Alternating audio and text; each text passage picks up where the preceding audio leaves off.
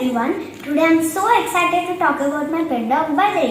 My father decided to adopt it and brought it to home as a surprise. Badri was more than 1 year of age by then.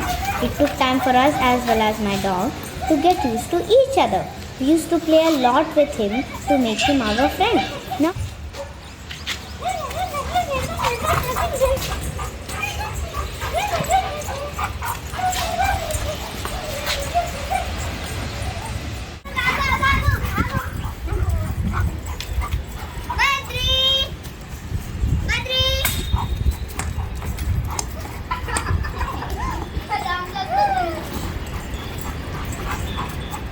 Now, after 6 months of his time at our home, he's super friendly, fun-loving and so caring.